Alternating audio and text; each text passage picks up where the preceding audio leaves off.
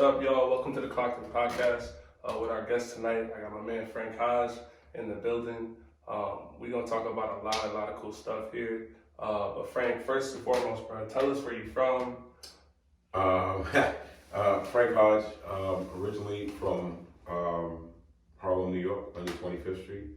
The building kid.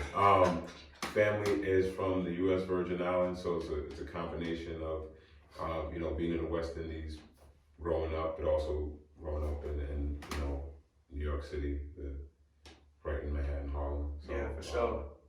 For sure. We got a little. I was thinking about today, a little upstate, downstate right now. Yeah. Represent upstate, 6'4", 230. Caleb, nah. But yeah. So talk a little bit about your upbringing, right, in the city where you were at, what the household was like. I'm saying, talk a little bit about that as well. So, growing up in the city, I grew up crack era, single mother. It was 5 of us, 4 boys and a girl, in a 3-bedroom right in the project. So during that time, growing up in the city, it was crazy, right? You had a lot going on. Crack had just hit the city like that. So I've seen, people I knew as a kid who were good athletes, people who were singing and doing all this stuff. In a year, life would just go left. Yeah. Learning quickly that the addiction of drugs was just slap in the city.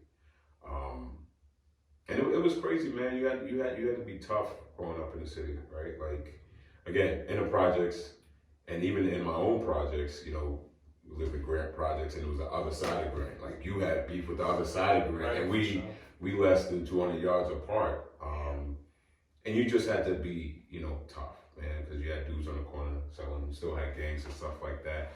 But I had a strict mom that, like, when she said get upstairs, you had to be upstairs. Mm-hmm. So, she did her best to, make sure that we tried to be on at least the right path. I wouldn't say the straight and narrow because we all did our own, extra things, but she did her best to make sure we tried to get on the right path and whatnot. So, but it was good. It was growing up in the city. It was different, man.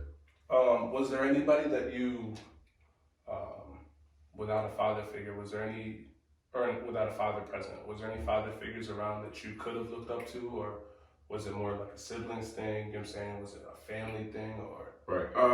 So it's a great question, actually, because there was 2 people, I would say, growing up that immediately, like, I kind of gravitated to as far as father figures. My grandfather, so anytime, like, we would take trips back to St. Thomas, I would spend time with my grandfather. And he was very handy. He helped build a house. He did construction on the island. And that was a big thing. A lot of men just did construction and worked on, very handy and things like that. And I would go down for summers and, he would just show me around. I would wear his hat. He would introduce me to people and say, it's my grandson, and just, he was just a cool guy that, like, I just always looked up to. Yeah. You know what I mean? Like, my goal, and obviously I was young at this point, and he passed away, I would say probably my late teens, early 2021. I was like, if he lived long enough, I was like, he's gonna be the best man in my way, because I was so proud of him, and I was like, respected him so much. But he passed at like 92, 93, so he lived a great life. And then, 6th grade, I had a teacher named Mr. Jackson. I'll never forget him. First male teacher I had the pleasure of interacting with. He's a black man, great family. But he had one of those situations where he had, like, his leg was a little bit shorter, so he walked with a limp. But he was funny. He was proud of who he was. Mm-hmm. He, like, demanded respect. When he walked in, you knew, like, regardless of his disability, like, you would never know. And so he would talk to me a lot. He would try to guide a lot of the young kids and just trying to figure out and do better. That was his thing. So growing up, like, those 2 guys, and I talked to him a lot once I had junior high school, once I even had high school, trying to stay connected with him as far as just advice. For sure. So touching on So touching on two of those things right there, you know what I'm saying, growing up without your biological father, but then having a couple father figures around you. What are some advice that you would give to people that are in similar situations? So for example, like my pops, I tell people all the time, right? He's the GOAT to me. Right. He didn't have a father figure, yet he still did what he did for our family. You know what I'm saying? He grew up with all sisters and he had a brother, but what is some advice or what are some things now that you do as a father? You know what I'm saying? That even though you weren't taught, you figured it out or you saw other people do it. You know what I'm saying? What are some of those things? For me, you know, so, I mean, you know me, I work with troubled youth all the time. It's a boys program. So even in those situations, I really just try to make sure that they understand, like, one, I want you to be great. And you can be great regardless of your situation, but it's truly up to you. So a lot of the times, and like, you know, my grandfather and my teacher did, they put the power in my hands. They gave me the knowledge and put the power in my hands. So I really just try to teach those kids that I'm rooting for you and I'm going to put you in the best position, but you need to do this. Right. So those people, again, grandfather, teacher was really on me to do well. And that's what I try to tell these kids. And I try to be brutally honest. You know, you have kids that just 16, 17, like, yo, I'm going to the league. I'm like, no, you're not. Right. I'm going to keep it a buck. You ain't, like, you don't play at all, right, and no one see you. And it's like, listen, I'm not trying to be disrespectful. I'm just being honest. Right. Like, you need tools to better yourself. And I teach them that, which I continue to learn and pass, that, like, success isn't, you know, again, making $1 million. Success is being able to provide for yourself, your family, to be better than you was a year ago. Absolutely. You know what I mean? So try to have those kids understand that and like, listen, my goal is for you not to be dead or in jail. Right. But if you could pay your rent, take care of your family, you know, do some of the right things to better yourself, then you're good, man. Absolutely. So that's what I try to pass on to them, so they understand, like, listen, there's other men in your life, even if they don't have a father or a father that hasn't been great to them, like, pass on that knowledge. For sure. Mm-hmm. All right, so the next level of that to me is, so growing up, when did you hop into the sports world? What sports did you enjoy, whether it was playing or not? You're saying we're talking like high schoolish area, or just sports that you enjoyed watching? So it's gonna be a crazy story. So always enjoyed watching hoops. To this day, I remember sitting, because you're in New York City, there's basketball courts everywhere, and in my building there was 3-4 courts, and people used to play all the time. And I used to just sit there and hang out and watch guys play. So that was my thing, like, when I wasn't doing anything. But I also had an older brother who was very good. He's very good at baseball, but he played softball. Okay. It was weird because we played softball on hot concrete. So he was out there all the time. So the two sports I played young, I was like 12, 13-ish, was softball and handball, which was crazy. So my brother played it, so I kind of would like just follow his footsteps on a lot of those things, and I would play softball every once in a while. And then handball was like, one day I was outside and these people was like, hey, you can play this game with us. Because I was playing stickball. I used to play stickball too. Little square on the handball court, throw a little side on, whatever. But I used to play handball. So those are the two things I really enjoyed, but I was always watching hoops. Okay. Never got into it like that, probably until I was like 14, 15. And I still remember the day we was playing handball and a bunch of guys, we only had 9. It was like, yo, Big Frank, he always called me that, because I'm 12, I was a little chubby little thing, man. Hit puberty, changed the whole world. But it's like, yo, Big Frank, come down, whatever. And then I could honestly say on that day, it probably was the last time I really played handball, because I just went out there and was playing. I'm like 15, I'm playing with grown men. And they were like, yo, come back tomorrow, right? Because I was hustling, I was working hard. I had a little bounce in me at that point. And then that was it. That's crazy. Yeah, it's a crazy, because... So when did you start hooping? So that next summer, so 15, 16, that next summer, the Dre. Dre had us come out. Was like, hey, gonna try to get you in this league. He's like, get you 6 guys, 6 or 7 kids to play. And Dre used to have us practicing. You know, we was fencing. You know, people do obviously wall sits, but he was sitting on the gates, 30 seconds, like sitting, knees hurting, everything. And he used to take us to leagues. And Dre was a cool dude that just, he knew the game a little bit and would take us to, he was playing in leagues in the Bronx. He was playing in leagues in Queens, Upper Harlem. And he would just take us and have us play. So it was like 6 or 7 of us. And we just rock, man.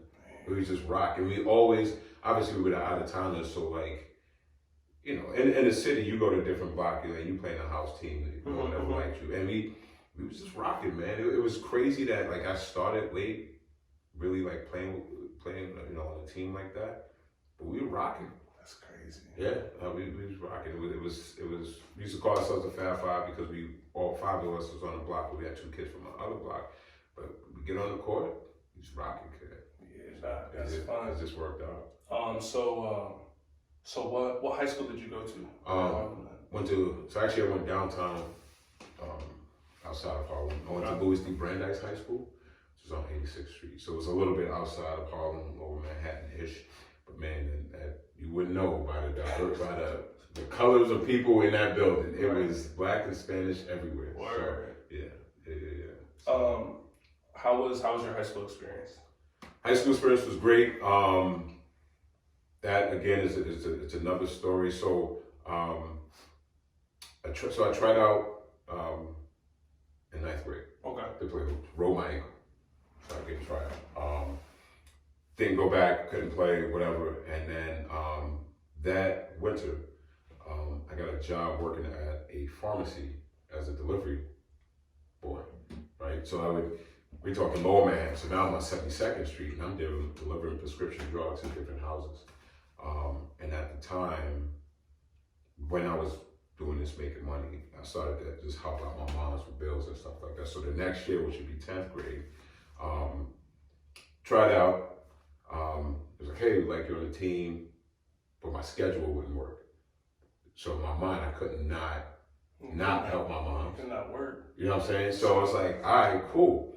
So ended up working, but I would go in PE and I would try to rock out. And people were like, oh shit, whatever. And the coach was like, yo, you should try out. And I was like, nah, I gotta pay the bills, whatever. So go to junior year, same thing. I knew some of the guys on the team that's like, yo, you should try out. I'm like, nah, I can't, gotta work. And then, which a lot of people didn't know, senior year, I was like, the coach was like, we'll make it work.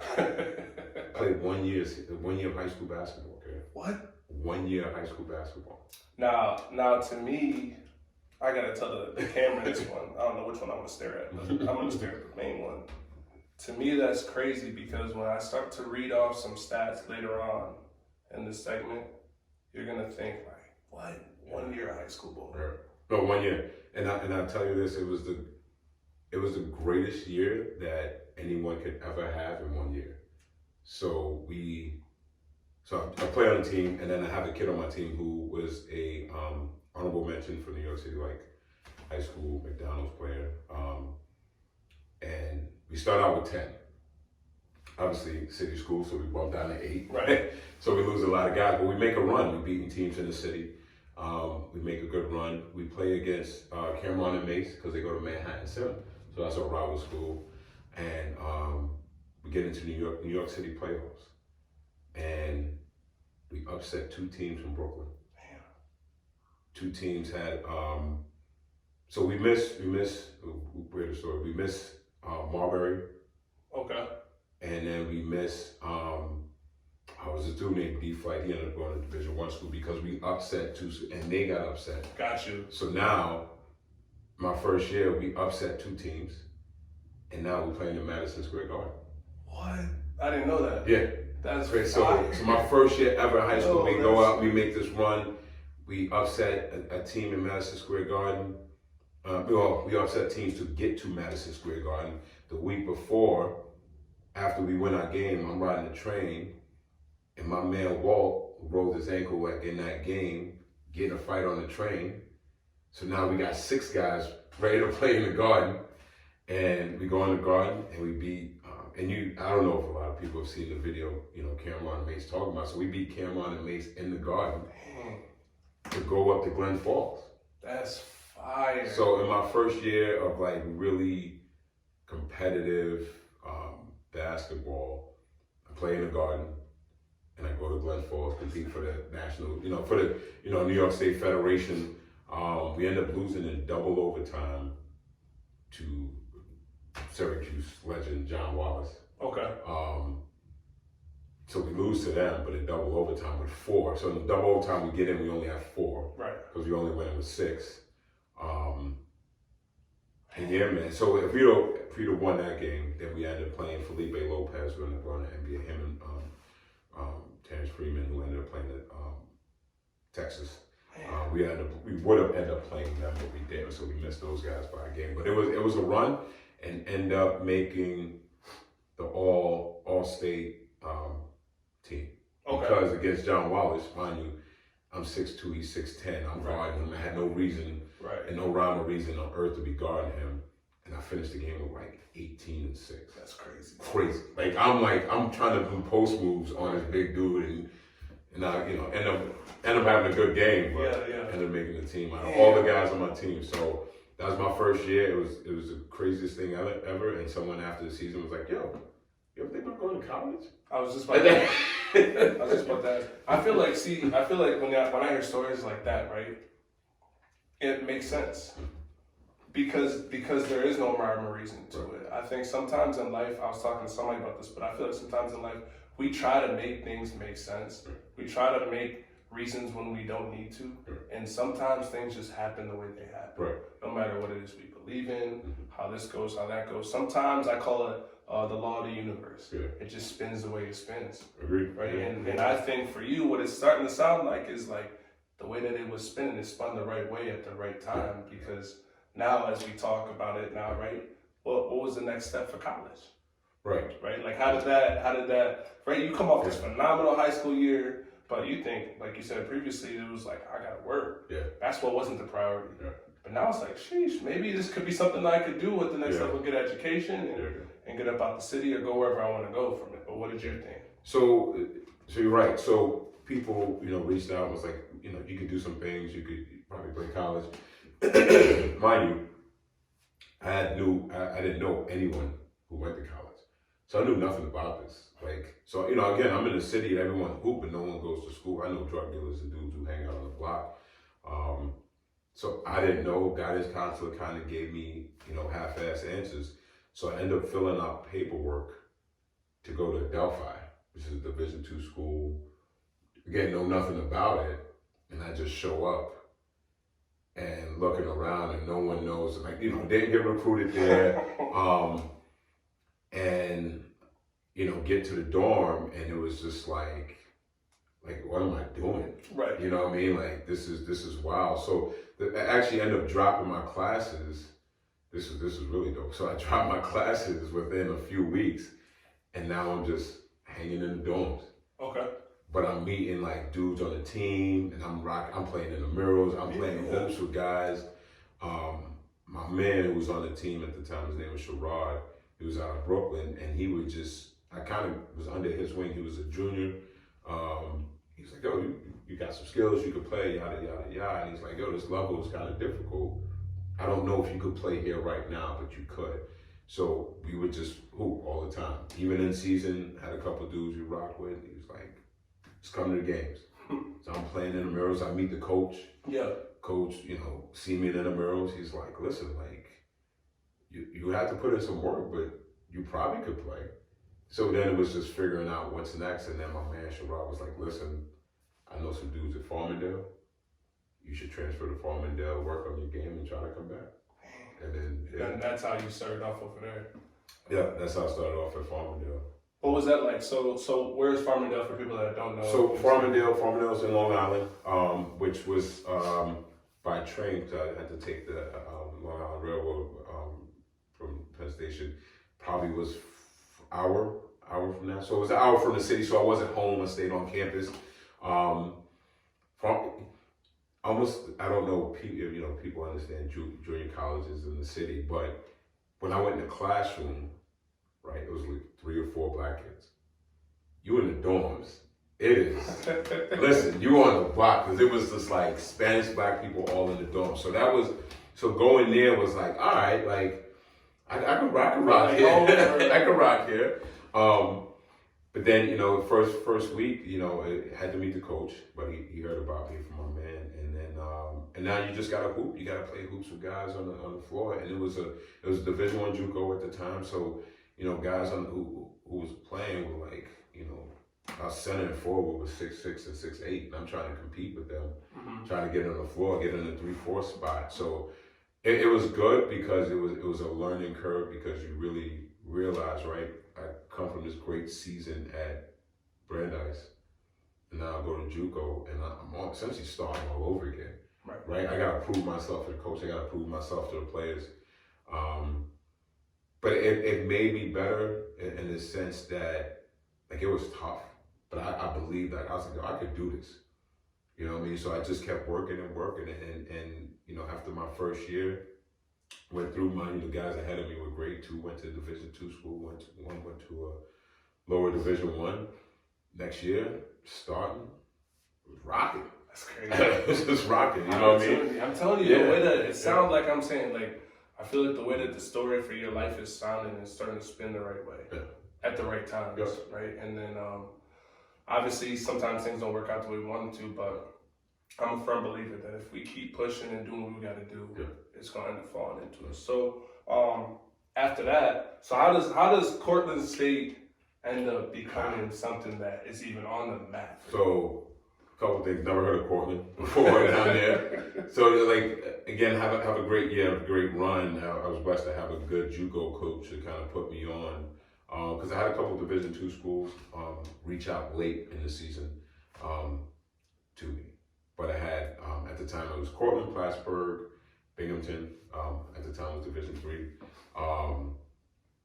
So I had a lot of SUNY schools up here looking at me. So me and my man, he was a guard. His name was Daniel Richards. We called him Sweet because he talked like this, baby. But anytime he would guard you, like he had the quickest hands of anyone I would know. And you just yell, get him, anytime. So even if you get by him, he would just run back, boom, steal it, or whatever.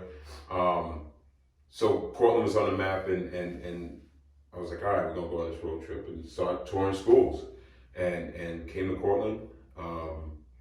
So that week was like 3 days or whatever. I was like, I'll go to Cortland first and go to Binghamton because my man ended up going to Binghamton. So he was like, all right, we'll go to Cortland first.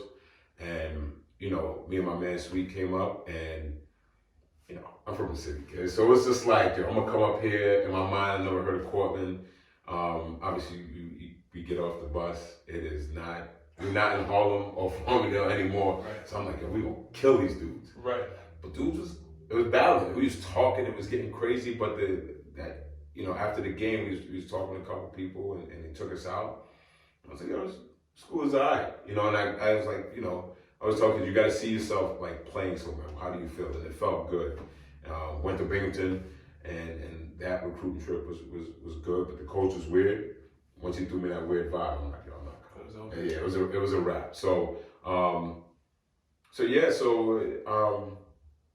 pick Cortland. Yeah. And I promise you, I picked Cortland in August. Really? I came up to Cortland in April. I decided in August. What? Last minute. Yeah, that's legitimate. That's just it's like the whole, like my journey here was like you said, like things just spun. It was so last minute. Like when I tell you the situation where I put Stan in, it's like. All right, so for the viewers, I'm gonna read to them some stuff, okay? Before we talk about Span and playing there, okay? So at Cortland, I did some research. At Cortland, in '96, you guys were the SUNYAC Eastern Division champions. '97, you guys repeated, and then went to NCAA playoffs as well. '96, your first team All SUNYAC. '97, first team All SUNYAC team, tournament team. honorable mention, All East, Columbia, multimedia. And then this stat to me, I think when I was doing my research, I think this one kind of like blew me away the most. Everybody talks about efficiency, and especially in basketball, right? We talk about efficiency. We talk about the goal is to get the ball in the hoop as many times as possible, right? But a lot of people miss, and a lot of people take a lot of shots to do so. And you did the complete opposite. And in '96, you shot almost 66% from the field, which is nuts. In '97, you shot 63% from the field, right? And so then to me, right, I'm not as like a stat guy, but I'm like, all right, maybe he shot 50 times, 70 times. I went and looked, and I'm like, what? Bro, combined almost 500 shot attempts, right? So to think that you're making more than half multiple times, to me, isn't a coincidence, right? At first, and then you're undersized at that, playing a post position on top of that. So I was like, that's crazy. But then I did even more research into it, and you are still right now. You're currently number one all time in SUNY history for career field goal percentage. Let alone obviously with school, you're number one in school history. But right now, still to this day, nobody in SUNY history has a higher field goal percentage, and there's a minimum requirement of amount of shots, right? So kind of to go back to what we were saying, right? A couple words that kind of keep popping off throughout our conversation is tough, right? And then this whole like the way that things are spinning the right way, right? But I think that the toughness that you have developed from your childhood on is carrying and makes sense as to why things are going the way they go, right? Because you have to practice. You can't just do that. Right. There has to be a lot of work involved, right? There has to be a lot of skill set, a lot of want to be where you're at. But then there also is an element to me of toughness where it's like, nah, I gotta make this shot. A lot. Yeah. You know what I'm saying? So then there's some more stuff I want to read off. Honorable, All-American honorable mention, first team All-Region, and also first team All-American honors. You scored 1,281 points in your college career. You know what I'm saying? So we just got to say, one, that's a lot of buckets. That's a lot. It's a lot of buckets. But what would you say is a testament to that, right? Like why did Frank Hodge score that much? You know what? I would say it was because I knew when I was undersized, and I knew I just had to work harder than everyone. And my thing always had been to not get outworked, right? I'm not going to get outworked. You're not going to outwork me. Win or lose, you're going to remember like this guy played hard, right? So that was my always impression. Like I wanted to leave my impression on the court anytime I played. So it was like, all right, we're gonna play. All right, like you gonna get work, dude. Right. Like I'm gonna work hard. I'm gonna push you. I'm not losing without a fight. So that had always been my like. I don't know. It's toughness again because I've seen some stuff in my life, some rough times, and you just realize like. You have to be tougher than those sort of times. And now it's just like, at the end of the day, it's just like, I'm not going to get outworked. For sure. So what was it like, so then we can spin back to coach. What was it like playing for Spain?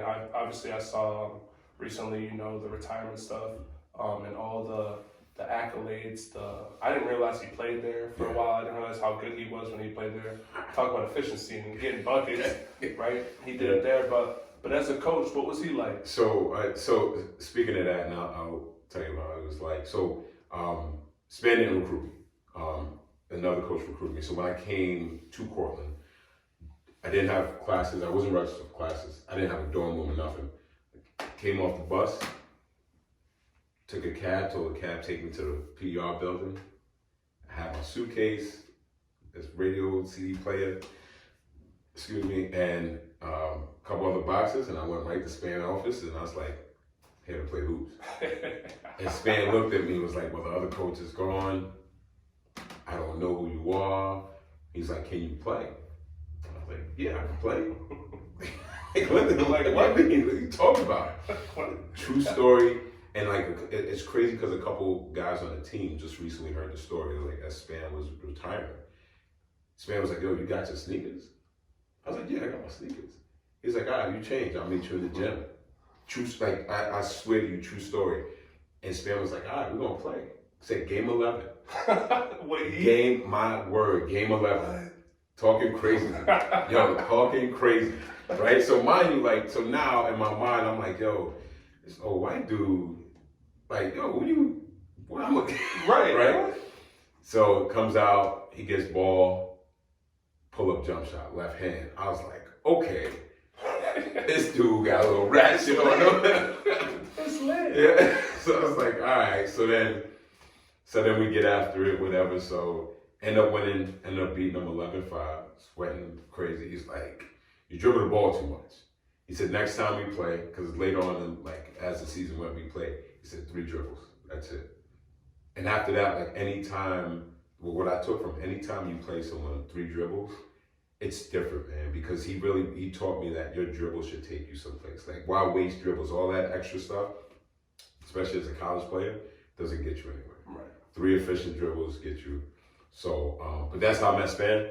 And the rest is history. And, again, I didn't know who he was. He didn't know who I was, but he right away made me work hard, made the team work hard. And again, it's crazy because junior college and once you get the Division 3s and 2s or whatever, all are great sports, but it's run a little differently. And at times JUCO could be a little bit more freelance. Mm-hmm. And so I came in and I kind of was freelance, and then we went to a tournament, and then we lost the first game, we won the second game. Feeling myself made, first team or whatever in the tournament. And, we get to the next practice and fouled out in the championship game, in the runner-up game. Get to practice, steal a ball, beep, foul. You go, what? All right, play again, steal, foul. Like, yo. So now I'm getting tight, and he probably did that like 5 or 6 times, and I'm losing it. Like, yo, like, what are you doing? Right. So we get in the huddle, and we're talking, and he's like, I'm the coach. Like, guys need to pay attention in the huddle. And I'm like, man, whatever, man. And he keeps talking, and I'm not looking. Right. Kicks me out of practice. And I was like, yo, I ain't coming back. Dead ass, like, yo. Yeah, I said, I'm out. Took my jersey, threw it off, went to the locker, changed, whatever.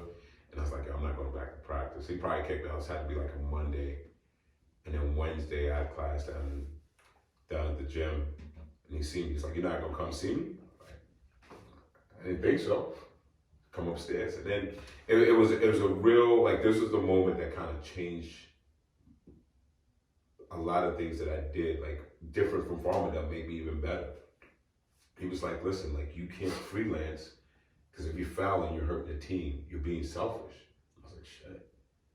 And he was like, I want you to be on the floor, but if you're going to play like that, you're hurting not only yourself, but you're hurting the team. It's not just about you, it's about the team. Right.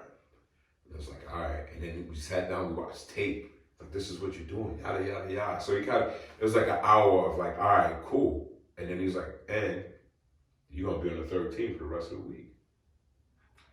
I was like, he's super punished. Yo, crazy. Super punished. But with that being said, it was the most games the third team had won ever since I've been here. We had a whole day when we beat the first and second team.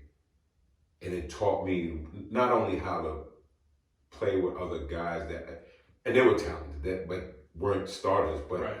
We became better. And it taught me a little bit how to be a leader and how to like grind and like work hard and have other people, like lead by example. So I'm diving on the floor, other dudes are diving. Dudes are hitting shots. Right.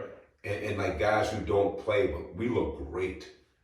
So it like taught me something not only about myself, but about playing with other guys on a team to make them, to up their level of play. Yeah. So that changed, that to this day, that changed me and made me a better college player. Yeah, for sure. So, and then, we rocked, man. We had a good year and my first year was the most wins as a team that Cortland had had. The second year, most wins Cortland had, and we made school's first NCAA tournament appearance. So, wow. you know what I mean? So it was like those couple of years with him were like just great years of just growth as a team. We worked hard. He had us working hard, and it was great, man. He was good. He's a guy that, respectfully, like at times you feel like it's hard to talk to, but his basketball IQ and knowledge is through the roof. And I would say he could sit there and battle IQ's plays with anyone. Wow. Ever. It's Wow. crazy, yeah. First off, I could definitely agree to the JUCO statement with me playing at TC3. I played with some super talented kids. Our team was good. We were like 23-5. Well, We did really well, but there were some kids that were good, but it was freelance. Yeah. We was all out there, like we were talking about earlier, but just to get ours, yeah. right? It was Right. just trying to get to the next level for real, Yeah. like you said. And then when I went, transferred to Morrisville, played basketball there, it was plays, structure, Right. organization, Right. and it all made sense. So you couldn't even be like, why am I going there? Right. There wasn't a question. Right. Like you said, like it's almost like as you start to go up in the levels, the IQ, the organization, the structure goes up too. And like you said, you ended up playing under one of the greatest coaches in Cortland sports history, Yeah. right? Which is phenomenal. And also listening to while you were talking too, kind of made me realize the importance of how sports and life correlate. Yeah. Right? How basketball taught you things that you wouldn't have learned without it. Not just basketball, but you wouldn't have met my man that's screaming while he getting steals. Yeah. Right? You learning something from Yeah. that. You wouldn't have met all these other people and other coaches. And that's gonna lead into my next little segment is just name some of your shout out some of your basketball teammates that you played with, man, and got a few. My man name's Claude Sharp, probably one of he's one of my best friends ever. Like met him the first day. Great dude, man. Like met him the first day on campus, and we've been great friends ever since. My man Greg Georges, Kenny Rodriguez, my man Chip Sims down in Brooklyn. Who else? Got my man Jeff Mesh, Ryan Hayes, a bunch of guys. Jeff Mesh, that's I heard a story. Listen, Jeff, if you ever see this, your son will probably see it before you see it. I heard a story about him and how he had bounce for real. Yo, like he could jump. And it's funny when you see Ryan, he got a little bounce on him too. Yeah. But I heard his dad really could jump. His dad, again, growing up in the city, right? Like you realize, right? And that's why I tell people, like, or kids now, when they come out of college, like, yo, travel. Meet different people. Mm-hmm. Because I'm in the city, and all Black, Spanish people, we got bounce. First white dude I ever seen have like not only bounce, but we in the field house on a fast break, and this dude take off and do a 360, and I'm like, yo, what the fuck? That's culture. Mind you, he's like 6'2", 6'3". Okay. And just flying through the air. And like we throwing them oof, bam, dunking it, yakking. I'm like, yo. And he was just a great dude, man. But you wouldn't have, I'd never seen anything like that in my life, which is crazy, right? Because it's like, you come from the city, and at this point, I come up here with it. And the day was like a culture shock, right? Because all my teams was like black and Spanish dude, maybe one white dude. Now the team is super diverse, and it's like 4 black dudes.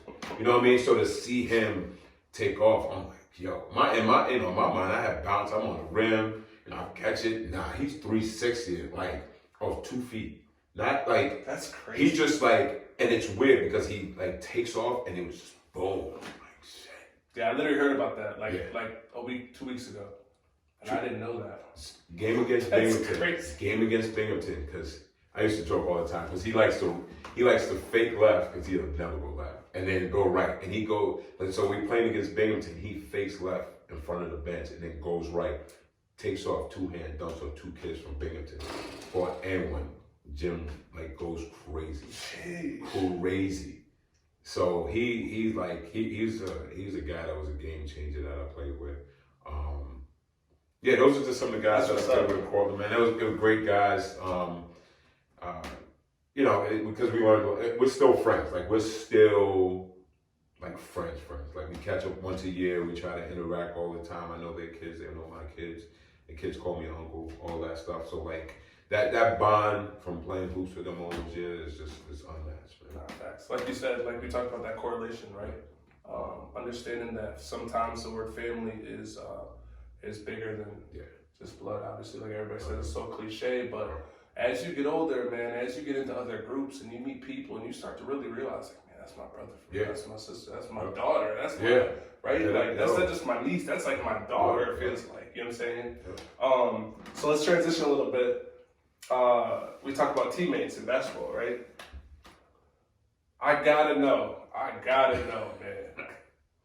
Where did Nolan, Z, and Ed pop in this picture? Because we talking about friendships. And this is outside of basketball, right? So did you meet all of them separately? Did you meet them together at all? Like, how did that happen? Each one has their own great story. Nolan, so I coached with Span as an assistant coach for about 5 years, and Nolan was trying out. And he was friends with another good friend of mine, Kenny, and like, we just became cool, and he's a good dude with a good heart. He was funny. So we connected on that, and just him being a good person. And we played in leagues together. He stayed up here one summer. He's from Watertown, but he stayed up here one summer and he hooped with us, and it was a great year. Ed was a guy that he used to come to all the basketball games. So, respectfully, Ed in college was slim. I heard, he was slim. I heard he was. He was like a 3-sport athlete. No, I heard he was like. He was like in hoops, like he was like in shape. He could play a little bit. Like, he tried out for football. He got beat out by a guy that ended up going to the NFL for real and played like 6, 7 years. Right? He could have, but he ended up not playing. Played baseball, all these things. You know what I mean? And Ed. So I needed a job. I'm coming from the city. I can. I didn't know how to, make money or whatever. And I got a job in the rec building watching the basketball courts for 4 hours. So I had to just, you go here? Yup, check. But I would hoop too. And Ed was my manager. So then we got cool, and then he stayed the summer, and then Ed, got a job at the Horse, and we were working together. And Z was like, I met him because he started working at the Horse. We were working together, and it came one of those times, like, we was just talking, and his housemate was wild. Mind you, he wrestled. So he was a wrestler from Long Island. Right. And he was just a good dude. And we was talking one time, and he wanted to get out of his house. I'm like, yo, come rock with us. Right? So meet Claude, my man Kenny, come chill with us. And he was different anyway, because he liked hip hop, he danced, he was chilling, he knew all the gear. Z is, if there's a definition out there, of of diversity and who can acclimate to any environment, it's Z. He was so great at stuff like that. So it was like, yo, come live in our house, whatever. The rest is history, man. That's so cool. The rest is history. So those guys have just been in my life since day one. As far as just once we got here and things changed, but they've been there for everything, and I've been there for them for everything. For sure. And we still talk, we still get together. So good blessings, man. For sure. And that kind of leads into the next segment, right? Of Dark Horse, right? How did that come about? How is it still being sustained with you, right, over some years? Right. And I mean, I know I can speak for myself, right? The people here, all my friends that went to school here too, they love it, man. They love Frank's Corner, they love it. And so what made you want to be able to, essentially you became this icon, right? But what made you want to have your own you? Like, how did Frank's Corner become that? So, I mean, first of all, again, it was another situation. I was just trying to get a job, man. Yeah. And I was a bouncer there for 2-3 years.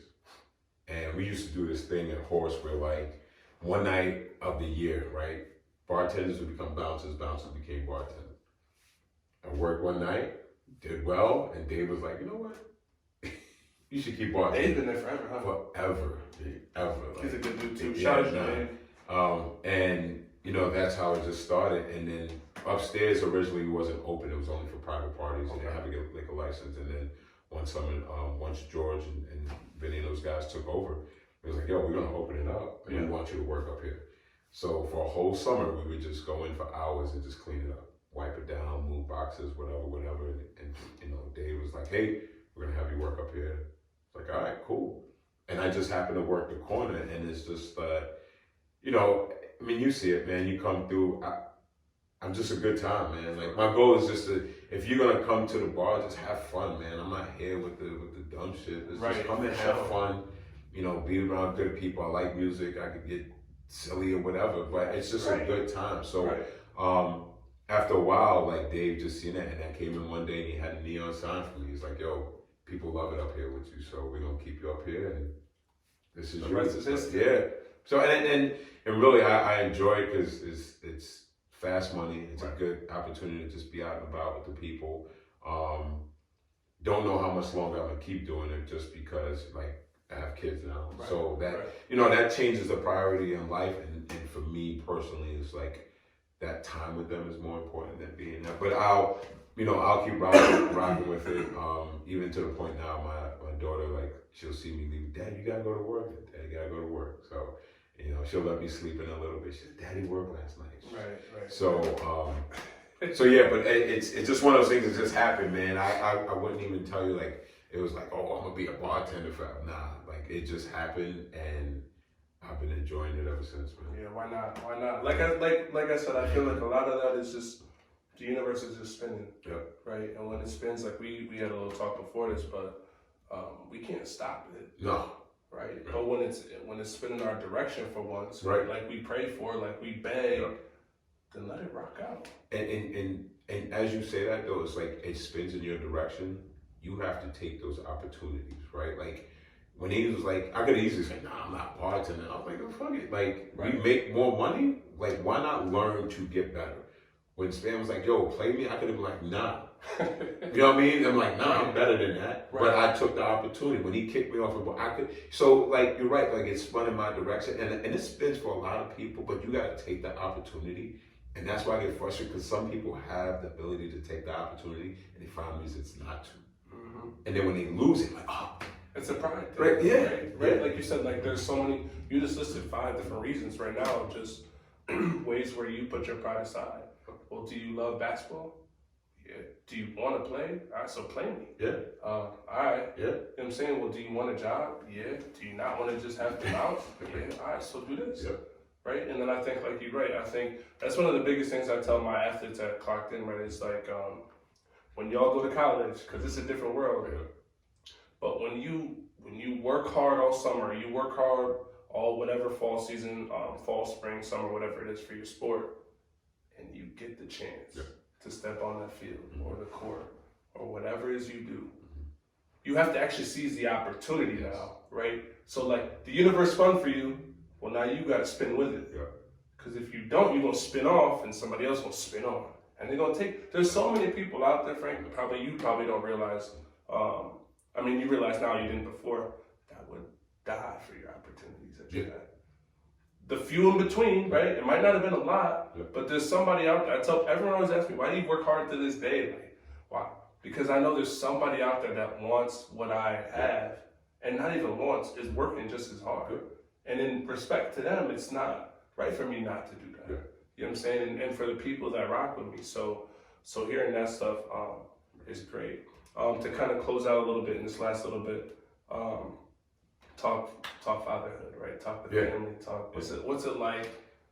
How's that for you? So for me, like it's a lot of blessings in the time, and like you said, the way it spun out. Like I wasn't sure. I was at a point in my life I wasn't sure if I was going to have kids, just because to me it's like I always hoped that I was with the right person when I had them. Right. Obviously, I almost had some close encounters of having them without the right, with the wrong person. But it just never happened, right? You see, it happens to some people, and it is what it is. For me, that was my goal, and I was like, you know what? At this point in my life, I'm like, if I don't have kids, I'm good. Right. I got enough friends with little kids, blah blah blah. But then I met someone, and then we had kids, and when I tell you, it's the true blessing that you could have, changed my life good. Like I I want to have so much time with them, like it's unbelievable. Wow. Even like when they're crying or they're like not having a good day, like I love it all. Yeah. Like the hugs and kisses before I even came here, like, and I can tell you it all, but if you have that opportunity to hold a baby that's yours, it changes your everything. It's like, and it's crazy. I you know, work with troubled youth, and I tell them all the time, right? Like I'm like, yo, I'm not going to jail for nobody, right? If you stole something, like that nigga did. They always say, I'm not going to jail, like because I'm not wasting my time. To me, that's a waste of time. Yeah. And about like to go to jail and sit, like I cannot do that. I have kids now. Anybody ever do anything to them, right, I will spend the rest of my life in jail because of what I did.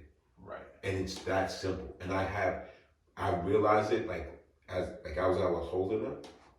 I was like, I have no problem doing that. To protect you, I would take someone's soul, right, and I would walk into jail comfortably knowing that I protected them. Absolutely.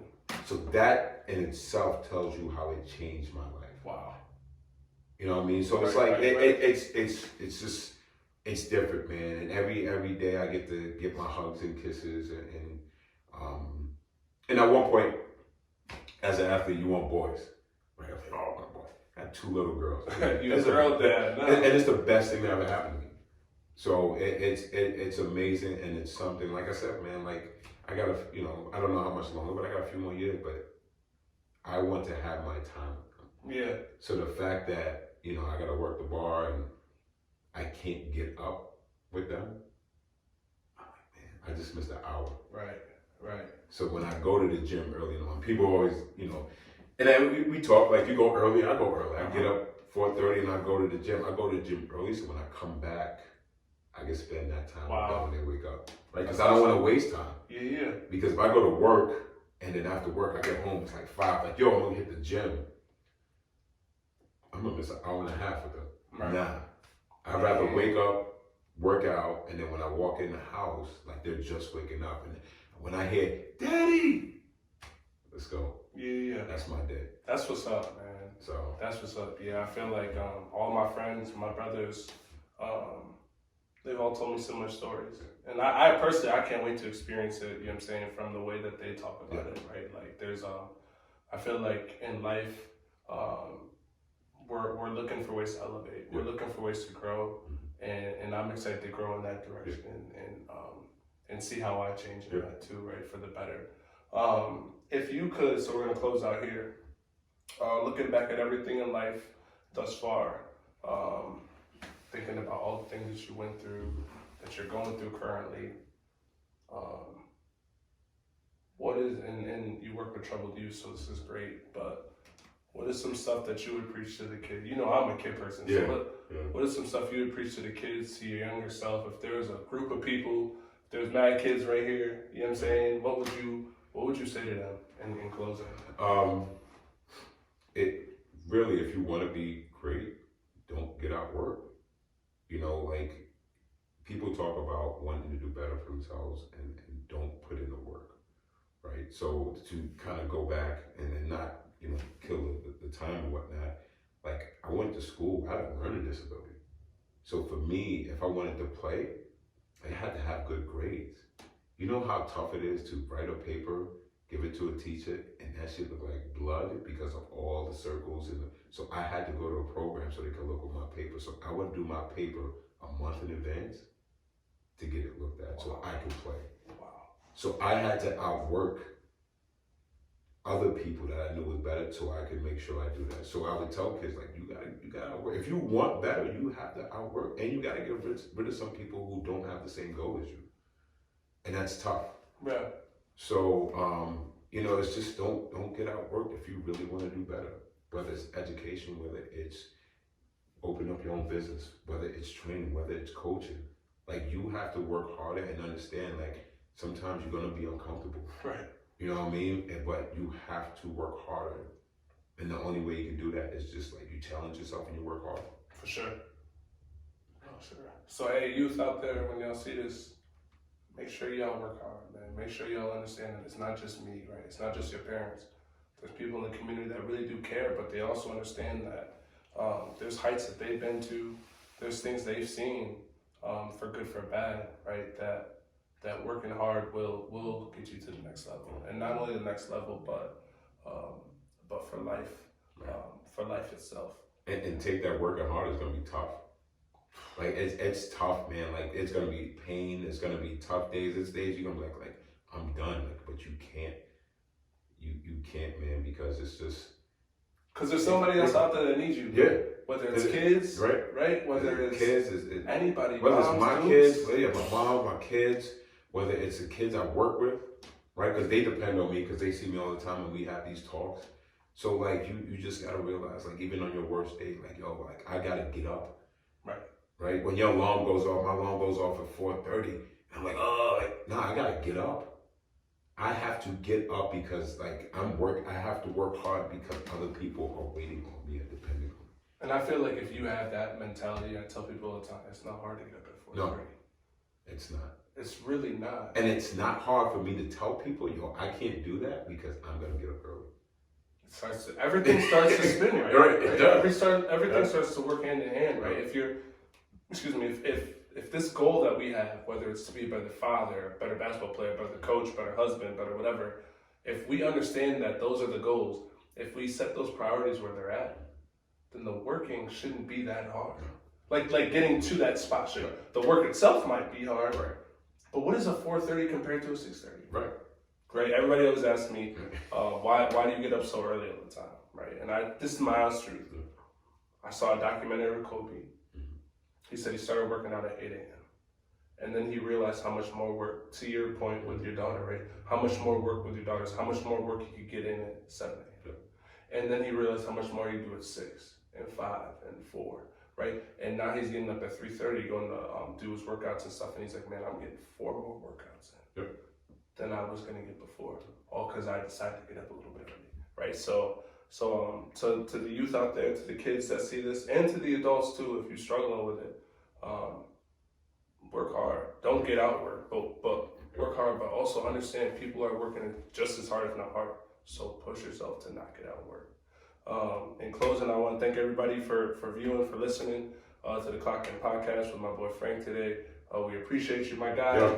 Thank you so much for coming in and the great talks. Nah, same man. Listen, man, much respect to you. I like what you got going. I like what you're doing. I respect what you're doing. And I really think that this gives the people in the community an opportunity to hear stories of different people in the community, of the struggles at times and what it is to be, great. So best of luck, to you with this. And to my knowledge, everything you've touched has turned to gold. So keep doing this, and I wouldn't be surprised if this blows up into something greater. It will. So appreciate you, brother. No doubt. Thanks, brother. Hey, everybody, thank y'all for tuning in to the Clock In Podcast.